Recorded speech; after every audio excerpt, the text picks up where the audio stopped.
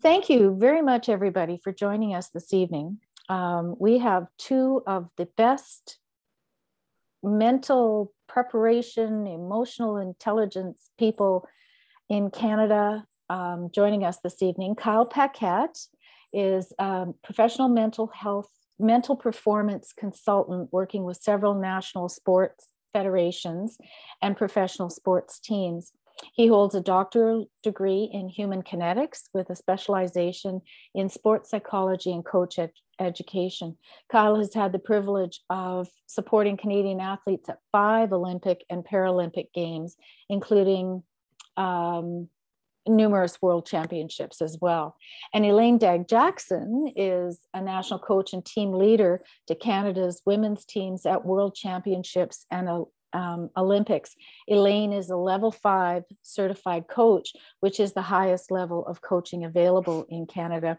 Elaine is also a former competitive curler. So these two people bring a lot of experience and knowledge with them. So thank you so much for joining us this evening, and the floor is yours.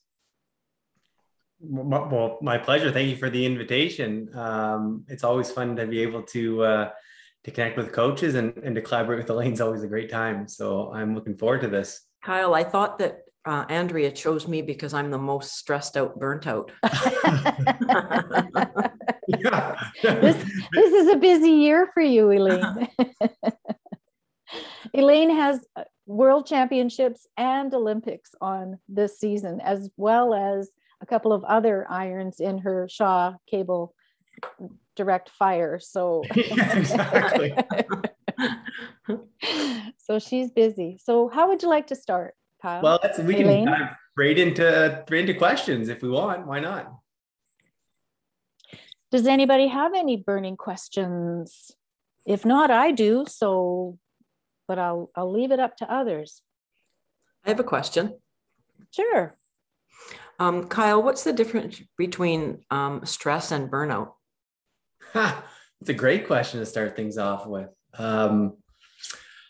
What's the difference? Well, there's a sort of a practical answer that I can give you, and I can also give you the science answer. I think both are relevant to the conversation.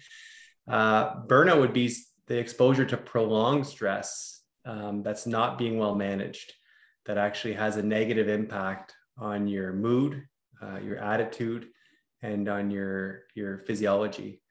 So stress isn't inherently positive or negative. It largely depends on the relationship you have with stress. I think there's a really fantastic video if anybody's interested in learning more about stress. It's a TED Talk that is presented by Dr. Kelly McGonigal about stress. And we've long thought about stress as being something that has a negative impact on our bodies, on our systems. And what she did is her group of researchers dove into some of that data in a little bit more detail. They wanted to better understand if it was stress generally speaking that was negative, or if there were certain, let's call it, factors or conditions within that stress that were negative. And what she found after studying thousands of people, it wasn't the quantity of stress that was predictive of illness or poor well-being. It was the qualitative perception around stress. So you can have a lot of stress in your life, and if you view it as being largely helpful or facilitative, it's actually going to create more robustness in your well-being. If you view stress as being largely detrimental and negative, it will in fact be negative and have detrimental effects to your health. So perception is really key. Unfortunately, in our society, especially Canada, we tend to have I would say a fairly dysfunctional relationship with stress. Every time we hear the word, we have a negative connotation attached to stress.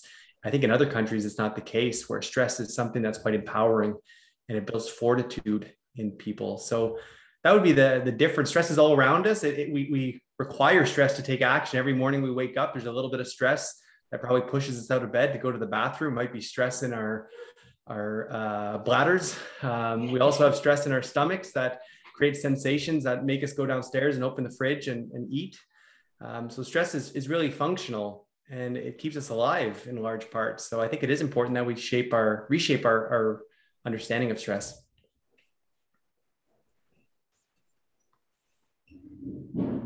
That was the top question on my list. So. Really, really good question. I kind of like stress. I'll just make a comment on that.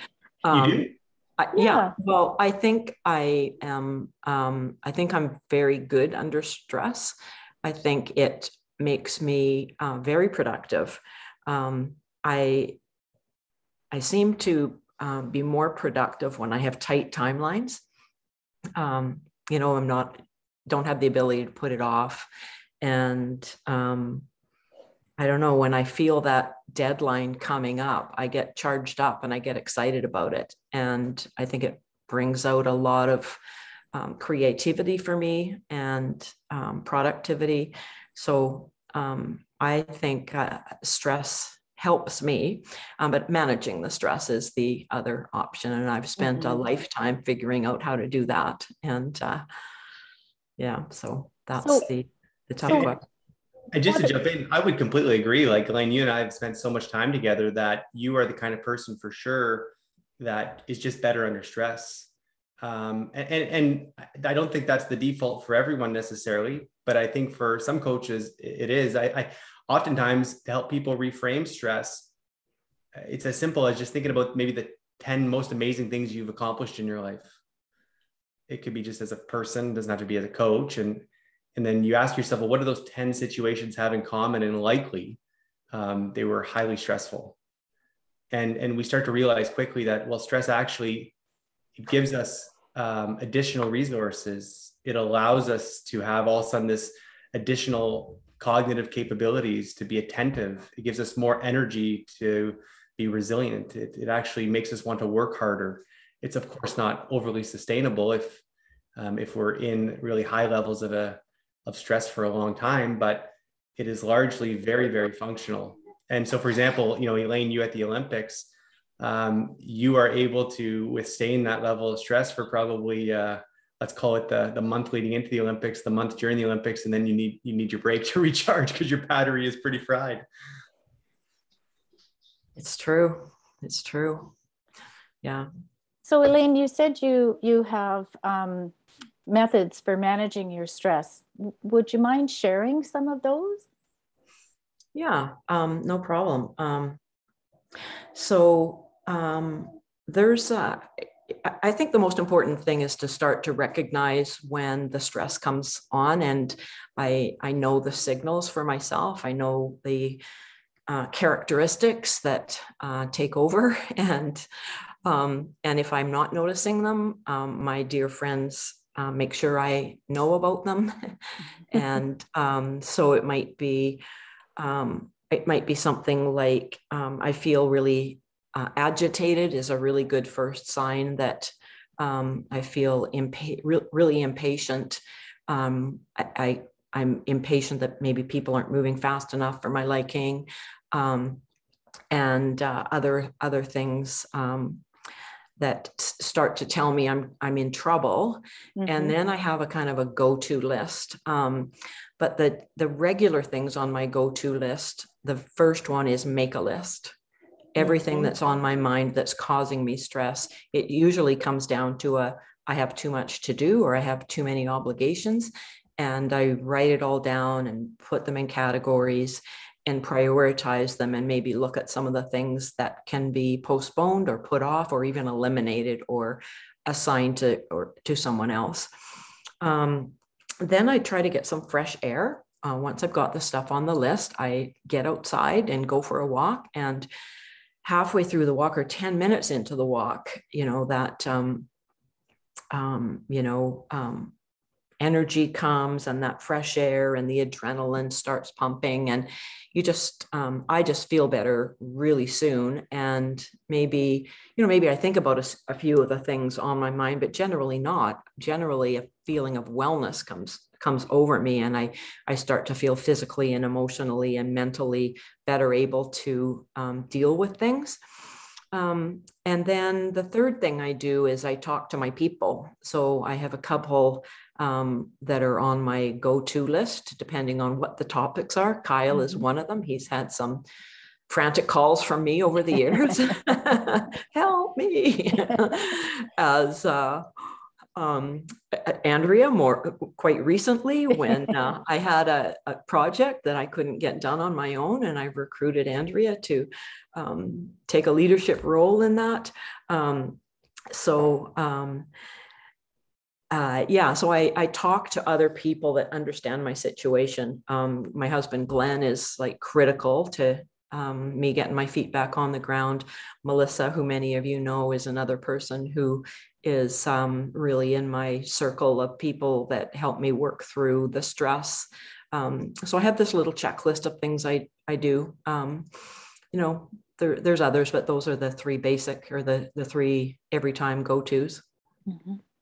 Yeah. And if I could just the reason I love collaborating and doing these chats with coaches or athletes is because you hear so many great practical examples like this. And I like to sometimes just bring in some of the science, let's say, to support what Elaine's saying. Like there's probably 3 or 4 things I just really want to pull on, because I just don't want us to lose any of the gold. Number one is getting your thoughts out of your mind and put them on paper. I can't emphasize how simple but important of a strategy that is. Whether it's stress or any other emotional response that you're feeling. And this is even just for everybody's athletes too. If somebody asks me, Kyle, what's a real quick win for athletes who are getting ready to go into competition, or for any human who's getting ready to go into a situation where it's going to be a rather unpleasant emotion or whether it's nerve-wracking or anxiety-inducing, write down your emotion, write down how you're feeling. There's so much science that shows that just by writing down your thoughts and your emotions on a piece of paper, your ability to perform afterwards is going to increase significantly. Not only is your performance going to increase significantly, but your well-being is going to increase significantly. That's really powerful. Just the act of, even if you throw the piece of paper in the garbage immediately, just taking it out of your mind and making it real, acknowledging it, validating it, and putting it somewhere else, really powerful. The second piece that I just want to highlight is the importance of getting outside. There's so much research that shows that just by getting outside, not only are you providing energy to your body, so you're actually gaining energy to actually combat the stress, but just the fact of being outside, ideally in nature, is going to have a significant influence on your perceived levels of stress. It goes so far, just to show you how impactful this is for humans, how we've evolved to connect with nature. They've studied people who will take frequent breaks going outside in nature versus those who don't take breaks. And of course, those who take breaks are way more productive and their well-being is through the roof. Then they wanted to compare, well, what if they just have people with windows who can see outside versus people with no windows? And of course, those people with windows significantly improved well-being and performance. And then they really tried to push it. What if there was just a picture of nature? No window, no real light, just a picture of trees versus no picture of trees. And that even showed that it had a significant effect on performance and well-being. So this idea of connecting with nature and being outdoors, so key. And lastly, social support. There is nothing that is going to reduce your stress faster than connecting with another human. So having that list of people is so key. Elaine says that she's called me. It's been mutual for sure. Yeah, that's interesting that Elaine, the two lists obviously worked closely together because the two lists match pretty well. So that's awesome. I have one more thing that I like to do for my stress. You guys are okay, right? If I have absolutely. A little yeah, so very good. Mine's coming after the call, so it's all good. That's awesome. Any questions, any comments, any experiences from everybody? I mean, you're all coaches, so you're invested in the athletes that you're working with and want the very best for them, but it doesn't always turn out that way. I'm going to start with the story, and then I'm going to ask if everybody would tell a story. Okay. Great. So this is your heads up. You don't have to, but I'd like you to. So I'm going to tell you my most stressful moment. Well, I have quite a few. I'm going to tell you my first most stressful moment I had in coaching. And it was when I was pretty early in my coaching career, and found kind of in my first year of full-time coaching, I found myself coaching a team in the Scotties final, the gold medal game of the Scotties. And it was like, I was a real rookie coach. And I had my, I think I had my level 2 certification at that point, because I had a summer curling camp. So I was an instructor more than a coach. But I quickly learned how to become a coach. And the night before the final of the Scotties, it's a really big deal. Young women play their whole life for that moment of being able to compete for those diamond rings and have their name on that trophy. And I was just torturing myself. I tortured myself all week, but it was the culmination of the making it to the final and the evening before the gold medal game. I didn't sleep a wink. I tortured myself all night worrying, did I do everything? What more could I do?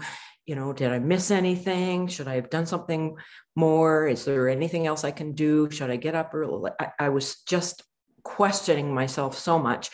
And I just vowed that moment that if I ever got back to a competitive situation again, such as that, I would never, ever allow myself to feel that way.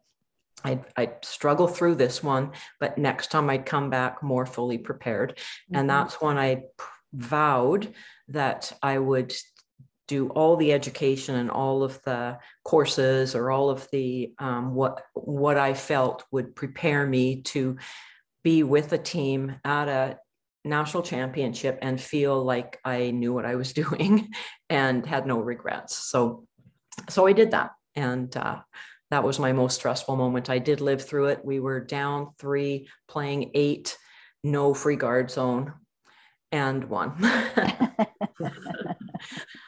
I think I watched you in Winnipeg at the World Championships that year. Yeah, and that was another stressful moment when the coach had to go in and play in front of 17,000 people. That was awesome. Kyle, what was your stressful moment? Oh, geez. There's been quite a few. It's, I think about when I used to play competitive golf, there were certainly some stressful moments, but even just now in my current role, I like what you said earlier, Elaine, about knowing yourself and being able to identify or recognize the indicators where stress is starting to go up a little bit. I had this conversation with my wife yesterday morning where I was starting to feel a little bit on edge. And I just kind of took a moment. I said, listen, that the trials are only about 8 days away. I'm starting to feel it a little bit. I apologize in advance. I would say before major games, I don't know if it's part of my DNA, if it's part of some of the skill sets I've developed over the last couple decades. I feel like I don't feel as much stress as many people. I don't know if I'm great at managing it when I do feel it, but I feel like my thresholds are pretty high. But I do start to get fairly stressed in advance of these kind of major events, especially when you invest so much time with these athletes, whether it's an Olympics, Paralympics, Olympic trials. Usually about 2 weeks out, I start to notice that my dreams get a little bit wonky. I start to dream about the event a little bit, or about different scenarios. And usually it's just, out of left field a little bit. So in those situations, I think if we're talking about the most stress I've ever been, it probably, as it relates to curling, was probably the day of the finals of the trials in 2017. So 2 teams that I had spent a lot of time with, the most time of any teams I've spent with, where they were both in the trials finals, one on the women's side and one on the men's side. And I remember that day, I couldn't eat. And that's probably the only time that's ever happened to me where I really couldn't eat. And I remember we went to the box, Curling Canada's box, to watch the women's finals. And I couldn't even talk to anybody. I couldn't be around anybody. And everybody was offering me a drink, and the smell of it, I wanted to throw up. And in that day, it was a stressful day from start to finish, I'll be honest, because the women's team that I spent a lot of time with, they had won. So it was probably one of the more emotional highs I've experienced. And to be in the locker room with a team that's just achieved its lifelong goal, it's still stressful, because there's still so much uncertainty, unknown about what's going on. And then 2 hours later, actually it would have been more like 4 hours later, to be in the locker room of the men's team that lost. So in that 24-hour period, high levels of stress, different feelings associated with it though. And it took me probably 2 weeks to recover from that 2017 trials. Okay. Anybody else? Lee, Dr. Lee, have you got a situation for us? Funny how everybody was telling their story, and I could recognize some of the emotion sort of in my work life, but I thought back more to my curling life, and I think back to the Ford Hot Shots in the 2005 Brier.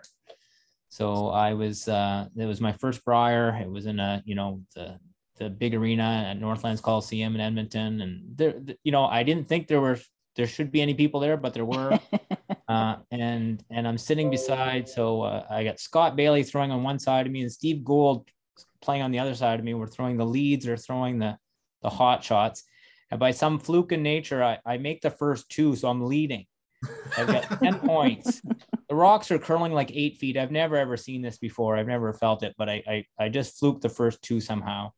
And so now it's really like, now I'm thinking, I thought, oh, this is going to be fun. I probably won't make too much, but suddenly I'm in the lead, and now I'm thinking I can make it in the final now. And, there's this car that you could win. And I get thinking about all these other things. And I probably got like 2 points of the next 15 eligible points. And, I think the last slide I was throwing the hit, and I think it was all I could do to just stay upright. I probably missed the hit by 4 feet. Like it curled so much. And it was just like, oh, I just wanted to crawl under a rock and literally and just sort of disappear from that whole scene, and just looking around and seeing my other peers, and Scott Bailey luckily was able to just laugh, and we talked about it after, but it was such a comforting sort of thing. He just laughed. He says, "Been there," sort of thing, or something like that, and I really appreciated that. And but I was that moment, it just seemed to rush. Like I seemed like I was completely out of control. I had no touch, no feel. I was sliding, but it felt like I was flying. Like everything was going fast, and it was very odd. So anyway, that's my story.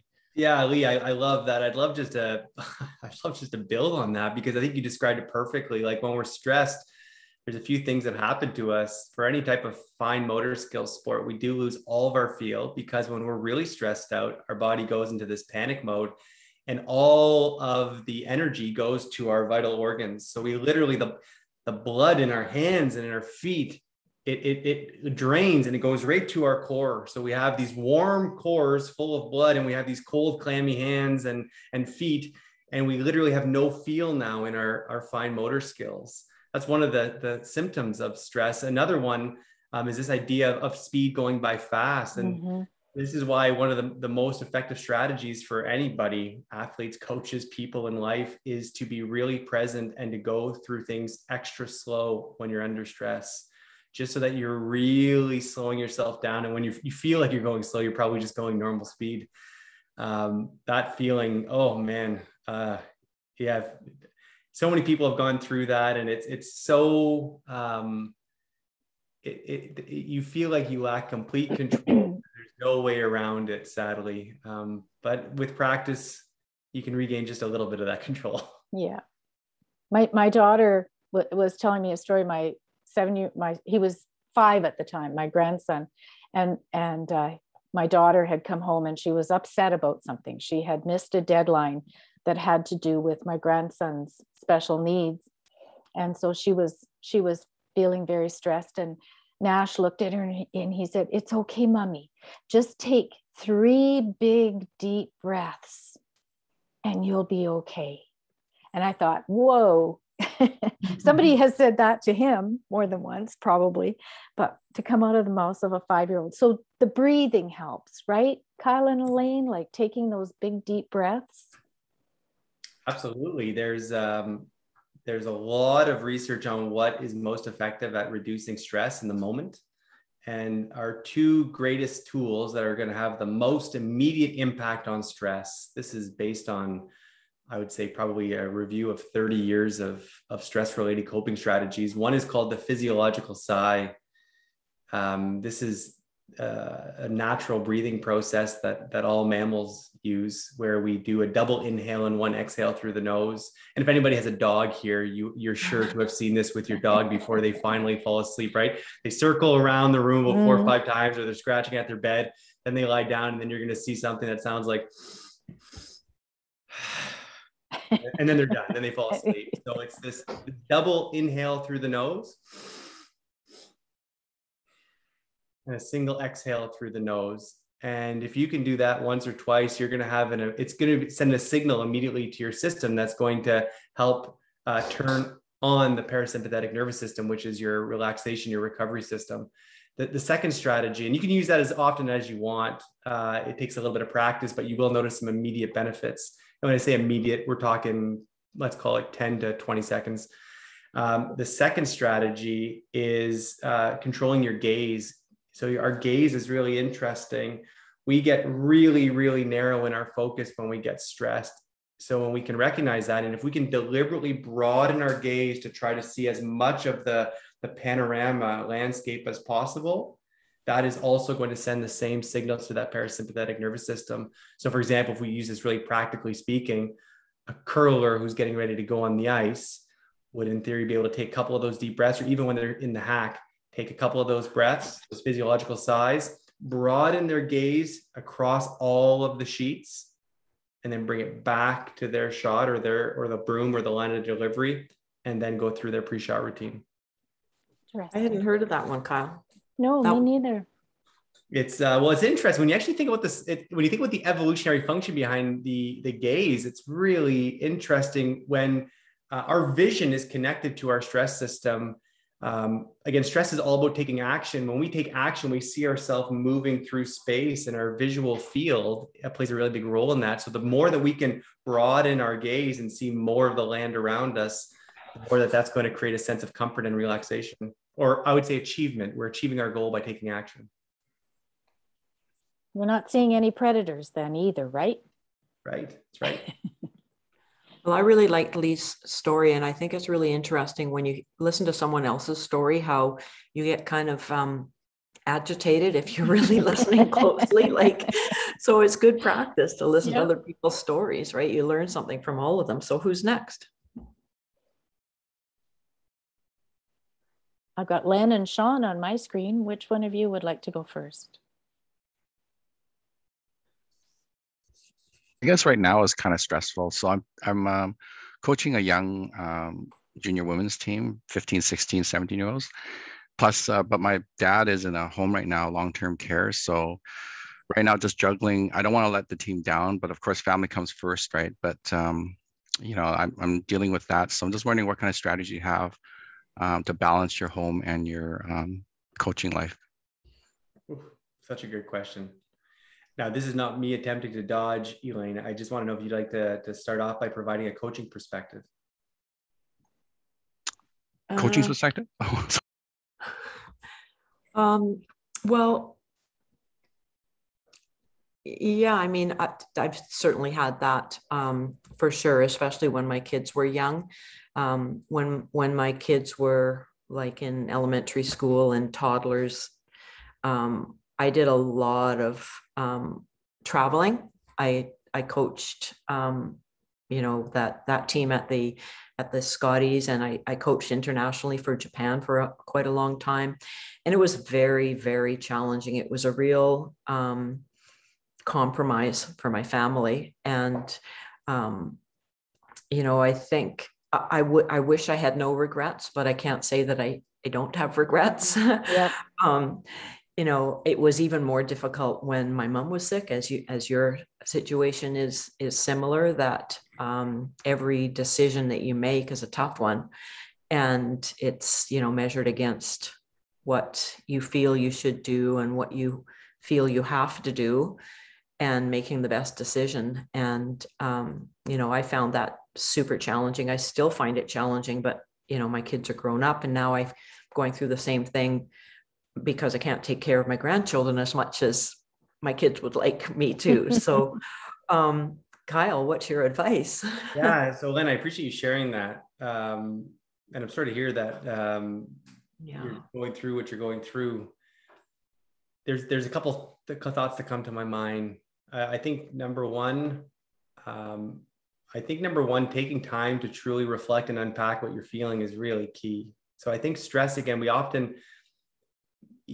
oftentimes when I start working with clients, and I spend a lot of time working with coaches, I've tried to move into that role more than anything, because that's where usually for me, most of the fulfillment comes from, because it's real life as per the situation, the example that you just shared.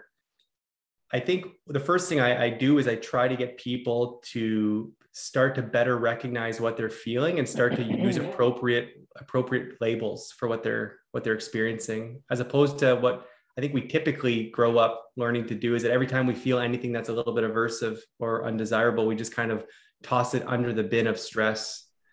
And what you're probably feeling is certainly stress is present, but my sense is there's also probably a certain cocktail of emotions that you're feeling. And that cocktail probably changes in terms of its composition almost daily based on everything that's happening in your life. There might be a little bit of sadness in there. There's probably a little bit of concern, a little bit of fear. There might be a little bit of anger, or frustration, or resentment.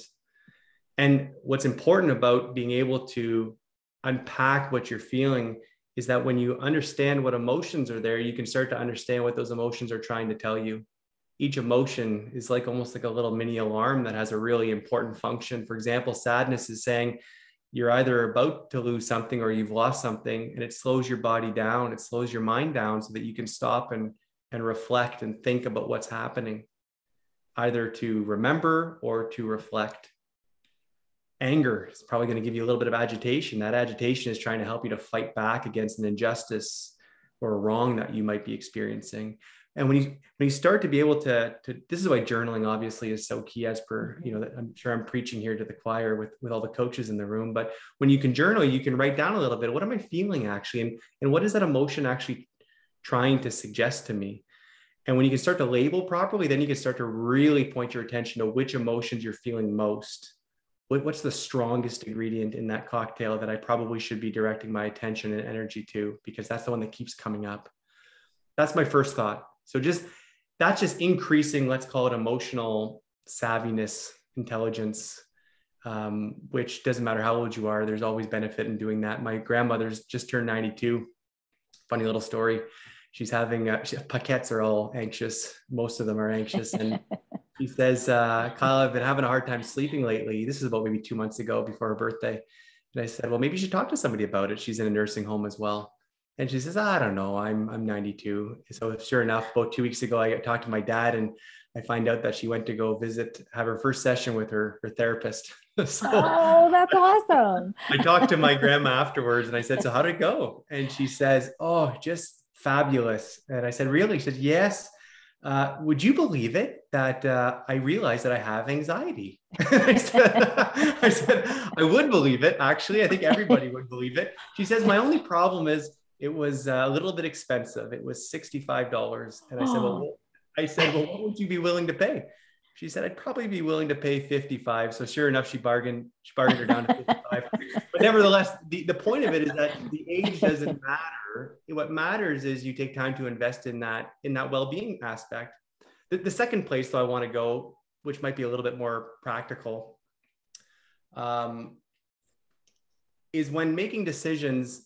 Oftentimes I'm in a position where I'm helping people to make really important decisions in their life, whether it's coaches or athletes, high performance directors.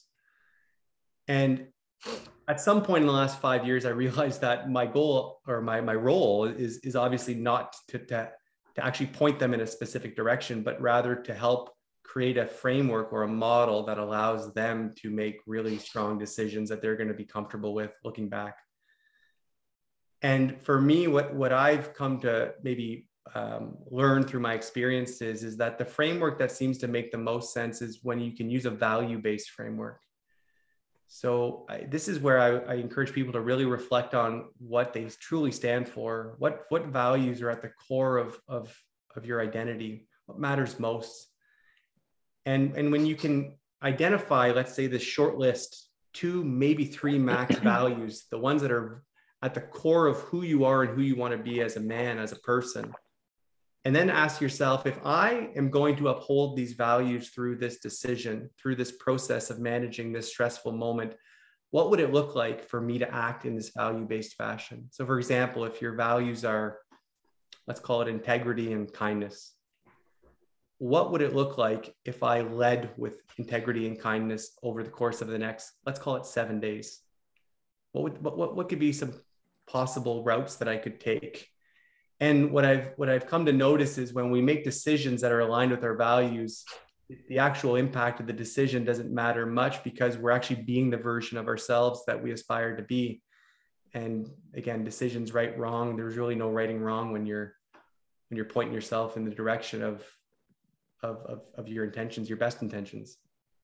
I hope that provides a little bit of maybe a direction. I don't know if you have any follow-ups, Glenn. No, that's really good. Thanks very much. I guess it's the guilt factor. You know, you're with your team, and then you're thinking about your dad, and you're with your dad, and you're thinking about your team. Like it's just pulling you in two different directions, right? And I think, like you said, write it down and just find out, my core values, and then let that lead my way. I think that's very, very helpful. Thanks. Okay. Anybody else? Sean, do you have a situation you'd share? Yeah. So mine is fairly recent. So I coach a U20 team now, but this is going back a couple of years, 2018, 2019. We had such a very successful run where we won Canada Winter Games, and we came back to Northern Ontario, won provincials, went back to nationals, won nationals. So we're having a great run, great successes, great team environment, team dynamics are going good. Follow up the following year, and we're still riding high. We're doing very, very well. And then COVID happens. So we win provincials, and it was probably the most stressful time for me because the kids work so hard, and I had 3 of them sitting in my living room, letting them know that nationals, which are being held in Sudbury, were being canceled. And it was very, very hard. Not only high school was being canceled, the university was being canceled, their sport was being canceled, right? So like it was very traumatic. Like we played Lee's team in the final, and 1 week later, everything was gone. Everything was done. And it really hasn't come back to us. Well, this is really the first year, but this is such a weird year as well. So that was by far the most stressful time in my life, not only with the business, with the children. And we put a lot of time and effort into the sport, and to have it all taken away just like that. So yeah.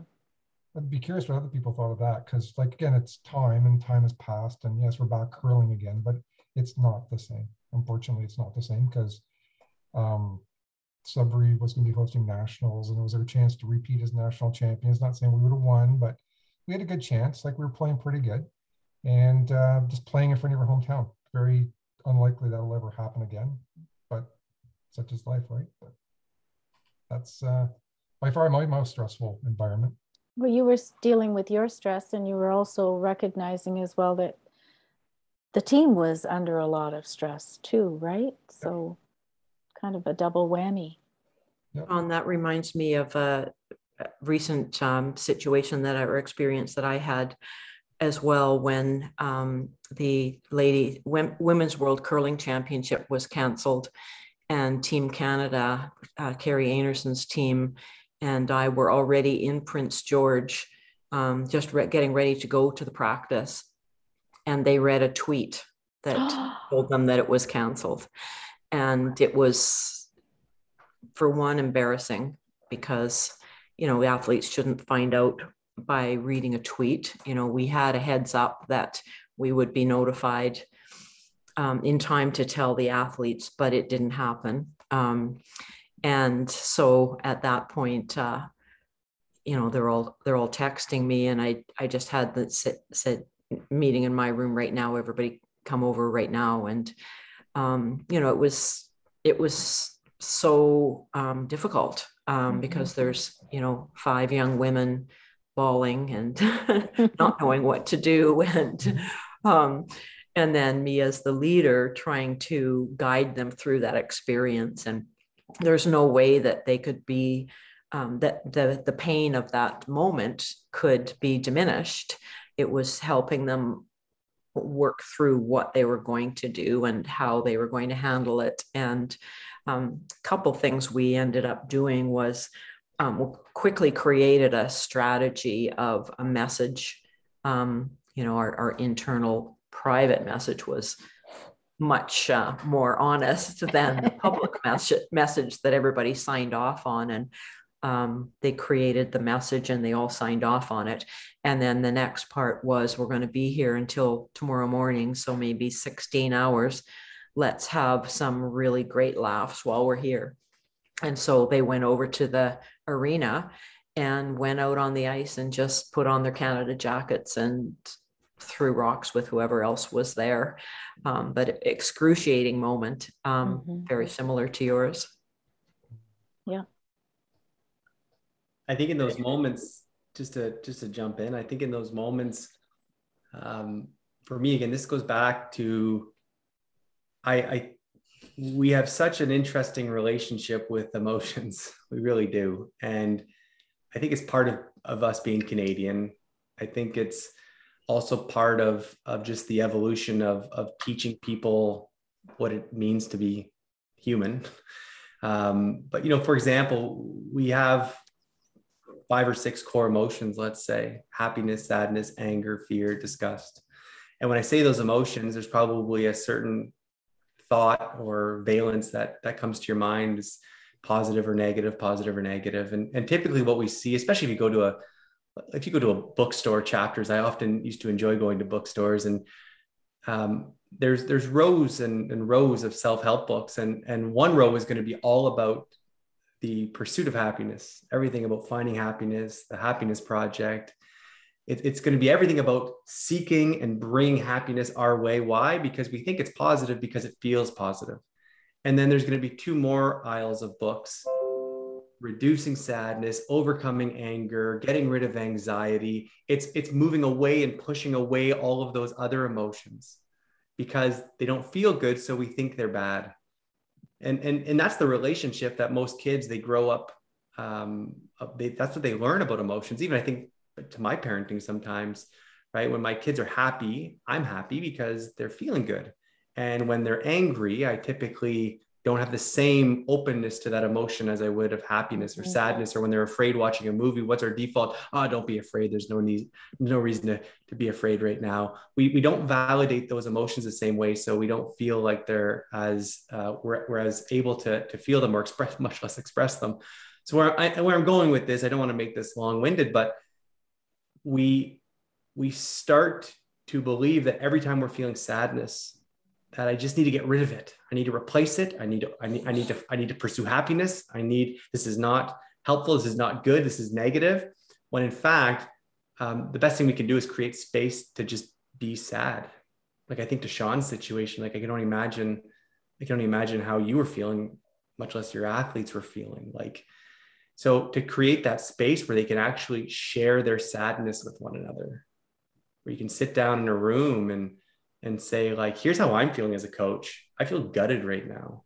We worked our butts off for this moment. This was going to be something super special that we planned for so long, and that has been taken away from us. How are you feeling? And the idea is just to allow that emotion to be expressed. And when the emotion is expressed, interestingly enough, we do move past it a little bit more rapidly. Not that that's the goal, but that is probably the more healthy and functional way of dealing with it. So I think that's something that's missing often in sports. I remember one of my greatest lessons learned my first year of my master's. I had a presentation from a sports psychology legend, Terry Orlick, who unfortunately passed away in July of this year. And he was talking about the Olympics in '88. And he was working at the time with another one of my mentors, Penny Worthner.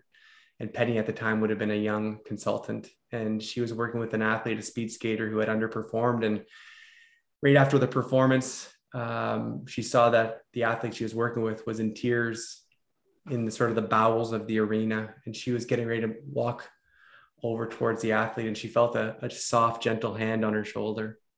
And it was Terry. And Terry looked at Penny and said, "Don't rob your athlete of this experience, of these emotions." And it was just one of those really amazing learning opportunities where these emotions are really important and they're really powerful. They drive learning, they drive shaping our characters, and we don't want to get rid of them. We just want to allow them space to occur. Good point. Very good point. Well, I'm going to go down the list because I love Elaine's idea. Debbie, do you have anything that you would be willing to share with us? I think I'll pass. Okay, not a problem. Bruce? I just stressed out thinking about doing it. So, So that is your moment. yeah, that is my moment. Bruce? I see that your mic is open, but we're not hearing you. Bruce? I don't have a mic. Okay.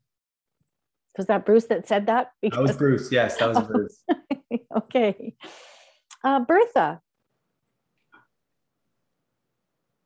you want me to unmute you? There, yeah. There you go. It's not really something, well, it was stressful to me, but it's back in 2005, my first BC Winter Games. And I was coaching a boys team from Golden Ears. And we were playing for the bronze medal, and we were playing against Karen Watson and Stephen Kopp, and we won. Oh. So that was the biggest stress I had when I first started coaching, or after I'd been coaching a while. But my first Winter Games experience was the winning of our bronze medal against Karen. Awesome. So it was a good stress. That was one of my stressful games. Very exciting. Right. Yeah. Awesome. It was exciting, yeah. Okay, So, that's great. Blaine, have you got a mic now, or because Blaine, no mic. Okay, Blaine was having computer difficulties. Mitch.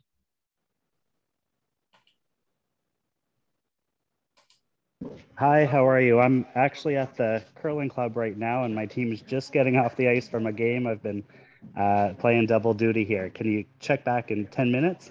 Yep, for sure. Absolutely. Okay. And I think the only other person we haven't heard from is Noah or Amy.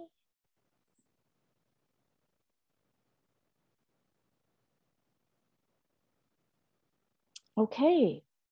We'll wait. We'll give Mitch a bit of time. Does anybody have any questions from all of this discussion, this great discussion, conversation? Are there any questions? Yeah, I got a quick question about Kyle, about cortisol. Like, we hear that in the news all the time, that anxiety is bad for you because they have cortisol and it's going to harden your arteries and all that stuff. So, I mean, every game I coach, I'm pins and needles, like, am I making the right call, timeouts, all that stuff. I feel stressed, like, watching them every game. So just wondering that chemical that we create when we're under, stress, how bad is it and how do we handle that? Yeah, really interesting. I think oftentimes when you listen to pop culture media and how they sometimes attempt to share really complex messages, but they overly simplify sometimes, you lose some of the important nuance. I think as it relates to cortisol, certainly cortisol can have a negative effect on your health, but again, the cortisol is not synonymous with stress. And this is a really important aspect. This goes back to that perception piece that I was referring to earlier, Len, where the stress, we can't talk about stress without having a conversation about perception. So picture that we all have a bit of a filter. Every situation that we experience in life goes through a filter. This filter is happening 24/7 when we're awake. And if I could, actually, I'd love to share my screen just really quickly. Mm-hmm.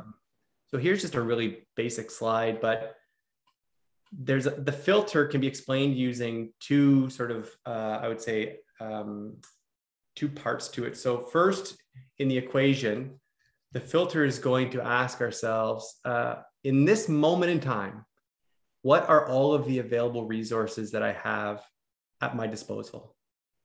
And the second question this filter is going to ask is, what are the demands of the situation that I'm in?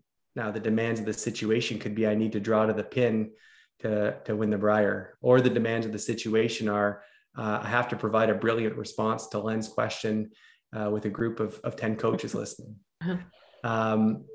Nevertheless, these two aspects are really important when it comes to the conversation of stress, because if our filter says, if our perception is that our available resources are greater than the demands of the situation, it's going to lead to no stress or no harmful stress.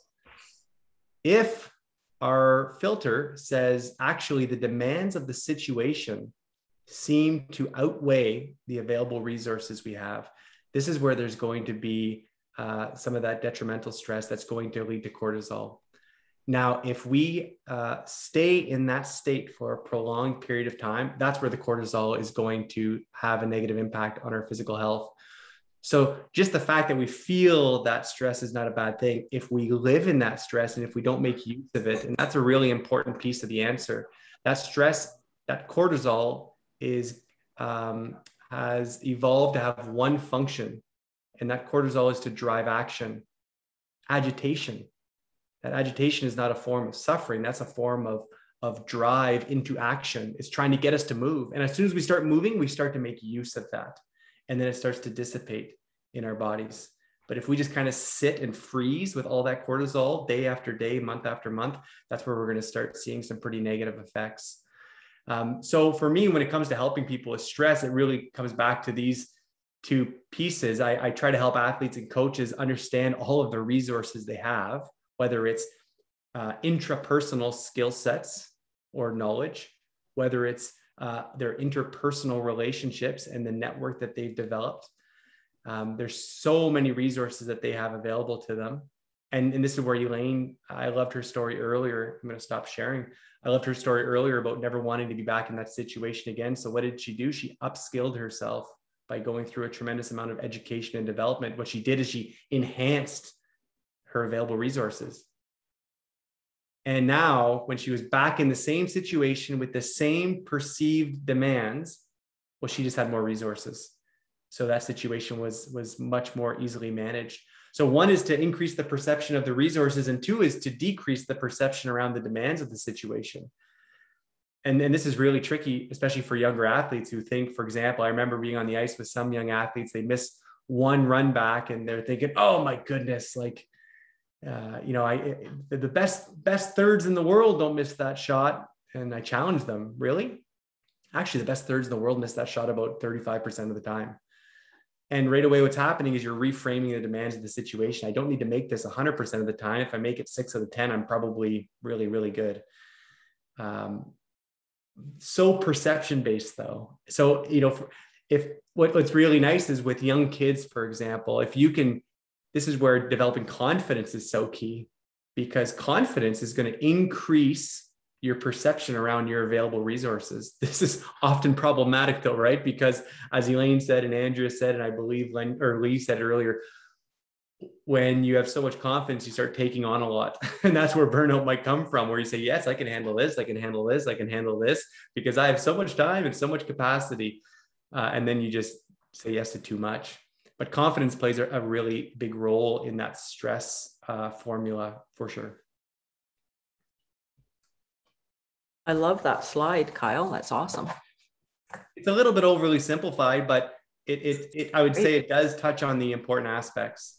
I'm happy you like it. Oh, sorry. Yeah, okay. Kyle, that's really good because, just going back to my coaching, I've been coaching my kids and saying, you shouldn't be missing that open draw and open hit at this level, right?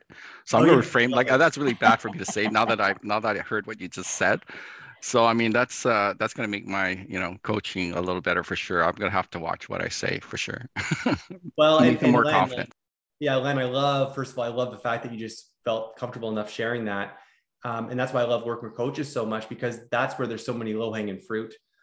Because now if you peel back the layers a little bit on what you just said, if we know that confidence is actually probably the construct that has the most impact on our stress response, then we start to ask, well, as coaches, are we coaching in a way that is building confidence, or are we coaching in a way that actually is primarily using punishment and that is actually decreasing self-esteem and confidence? And in my experiences, even with the best of intention coaches, because we're Canadian and because most coaches are somewhere between 40 and let's call it 65, their understanding of how to facilitate behavior change is to identify the poor behaviors and to comment on them, as opposed to identifying the desirable behaviors and reinforcing and validating them. This goes against our intuition. Even me as a parent, right? My son does 17 good things. I notice them, but if he punches his brother once in the head, I'm going to yell at him, right? So we're actually coaching a belief system where I need to be hyper vigilant and avoid the bad, and I'm not all that skilled. As opposed to, there's a lot of really great things I'm doing. I'm very capable. I have a lot of resources available to me. Excellent. Good. We're almost at the top of the hour, but we can absolutely keep going. Are there any other questions or comments? I guess I'm wondering if the coaches in the room here have had experience at observing athletes or teams with burnout, and how have you identified that and what have you done? Great question.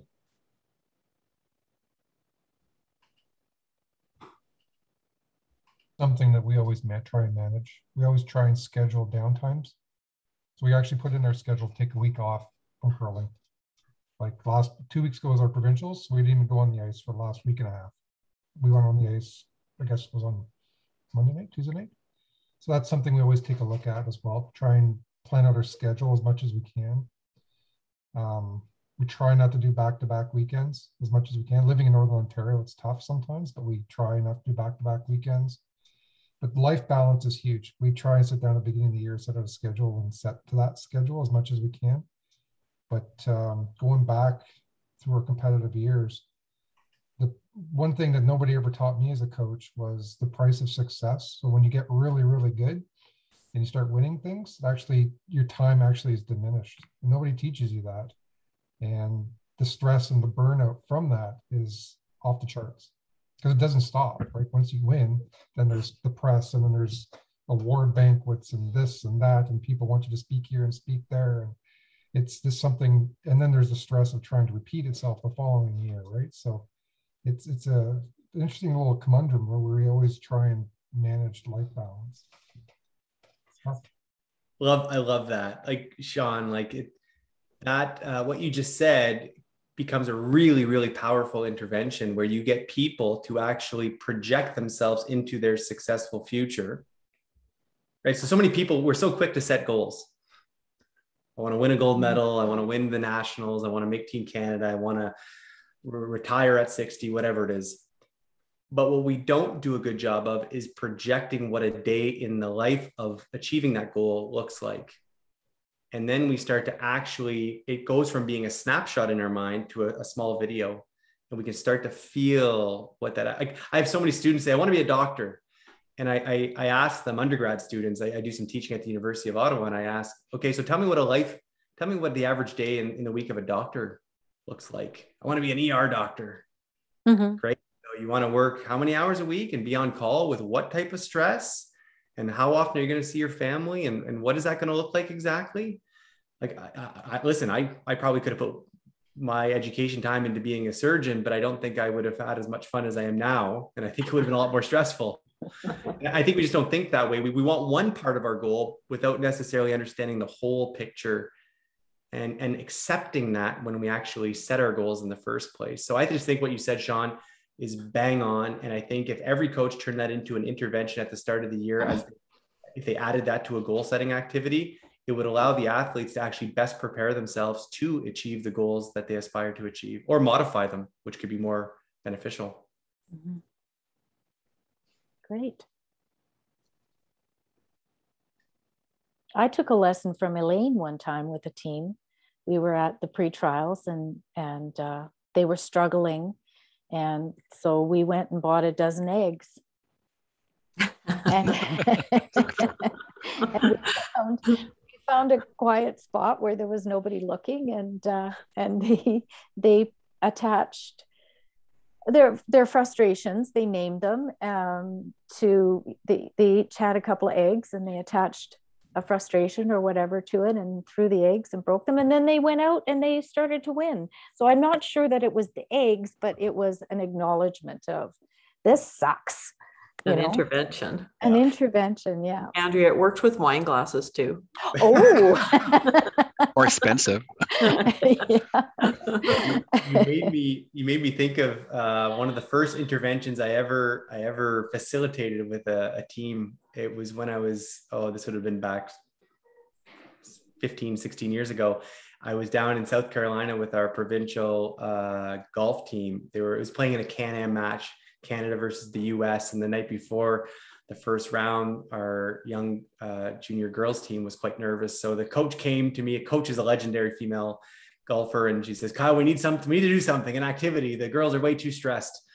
So we're right on the ocean, which was amazing. It was a beautiful setup. And I said, well, I saw this happen one time. I'll give it a go, where we all write our worries, our stressors down on a piece of paper.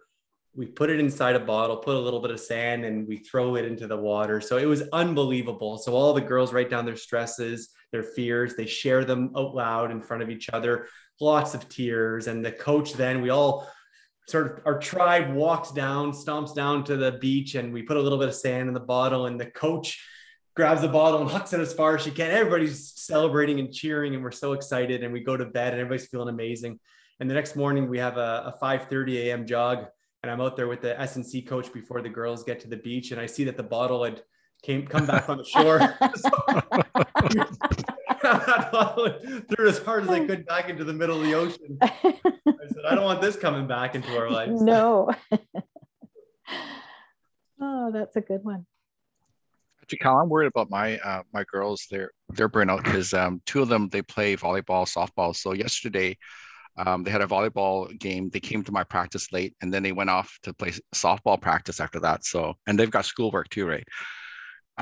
But talking to their parents and stuff, it seems that they can handle it. But I can tell that one of them's got shoulder problems, but they keep going at it. I'm afraid that they might burn themselves out. Any advice on that? Yeah, well, it's great, right? Talking to their parents, it seems like they can handle it. I'm sure their parents are also similar type A and alpha professionals in their own right. Those are learned behaviors, of course, right? Like these schemas that we have of unrelenting standards. And I think what I would do is, well, it's interesting. It depends on what your objective is, I guess.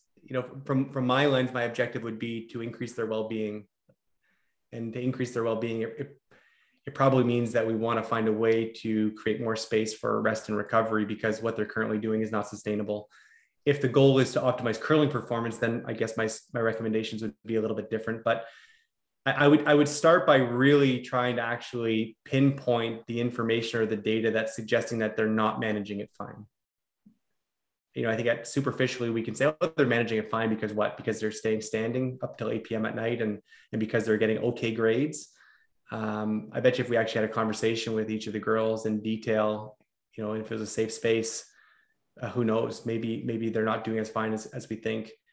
I would try to project that out a little bit in terms of what that looks like in 2-3 years from now. If they continue with that pace, like how sustainable is that? How probable is that to lead to issues related to burnout or challenges with mental health?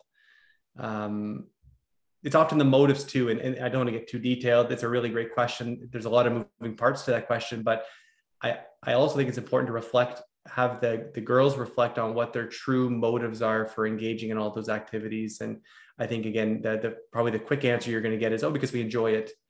And then if you keep peeling back the layers, well, we probably somewhat feel compelled to do A, B, and C because of the pressures that are being maybe unconsciously pushed on us or imposed on us by others, which is really common with young females in particular, especially in that sort of 13 to 17 range. I'd like to add a comment on this one. I learned something many years ago from Kyle's professor, Penny Worthner, and the value of interviews, of interviewing athletes on various things, a variation of a debrief. But so many years ago, I wanted to monitor the well-being of the Japanese team that I was coaching going into the Nagano Olympics. And Kyle and I have talked about how to perhaps modify this for a current day on an app on a phone. And that is monitoring daily wellness of an athlete. And so we were in a pre-Olympic training camp. It was about 2 weeks long. And every every evening I'd slide a piece of paper under the athlete's doorway, and they had to bring it to breakfast with them. And it was just a smiley face, a neutral face, or a sad face, and several topics that they had to talk about, like sleep, physical wellness, mental wellness, emotional wellness, questions. And they just circled the appropriate emotion, returned them. And over some time, I could see a trend in the athletes where there was more neutral or sad faces on sleep or well-being and so on, which led me to think that they were getting tired or fatigued or maybe burnt out. And that led to just saying we need a day off, or we need to do something different, or changing or counseling practice. So just throwing that out there as a possible technique, a little bit of an interview on athlete wellness. Love it. I think I always love that story because it's as relevant now as it was then, maybe even more relevant now, given all the demands that we have, which makes me also, just to add to that, depending on how serious the individuals are, like let's say somebody comes to me and really wants to get good at understanding the load that they're putting or they're placing upon themselves with their activities or their lifestyle.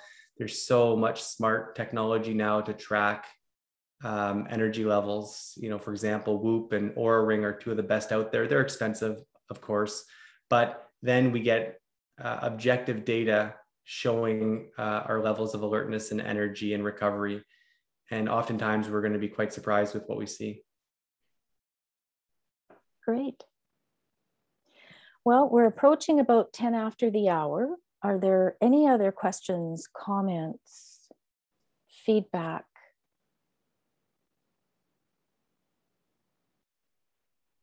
I would just quickly, Andrew, before we finish, I'd Sure, love just to absolutely. share.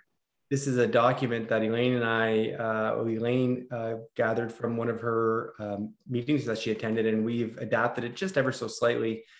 I'm more than happy to share this with the group. It's just a continuum of mental health indicators and resources. So when Elaine asked that last question, which I thought was bang on about how we go about assessing this in ourselves or our athletes, this is a continuum that's used within the sports system that gives us some indicators around what we're looking for.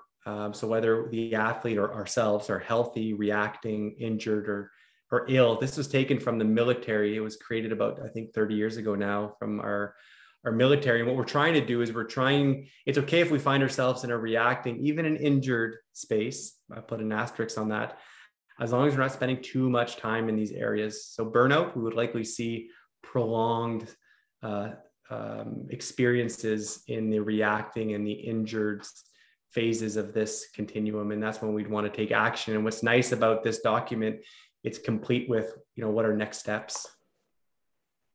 Would you mind sharing that with us, Kyle? And I'll send it out with the recording if that's okay. Absolutely. Wonderful. Well, thank you. Well, thank you very much, Kyle and Elaine. This has been awesome. I know you're both very busy, especially with the Olympics coming up. So I really appreciate you both taking time out of your evening to talk to us. And thank you, everybody, for participating. Nice to have people reach out and talk and share stories. So I think we learn as much from that as we would from an actual presentation. So thank you very much. Thank you, Andrea. It's my very favorite thing is talking to coaches. So I couldn't be more happy spending an evening with you guys. We'll put you on the list for 5 more sessions. I'm in. As long as we can tag team. That's right. Absolutely. No, this has been really good. So our next session is November the 18th. It's with Steph Thompson about building physical conditioning into on-ice practices. So I'm hoping people can join us for that. Thank you. The recording will come out to you. I'll send it to you, Elaine and Kyle as well. As always, please, this is for your own personal use with your teams. It's not for commercial use at all. So thank you, everybody. Have a wonderful evening. And I hope you don't get the snow that we're getting right now. So Thanks, bye. Bye. Take care, everybody. Oh, thank you very much. It was great. Thank you. Thank you. Bye.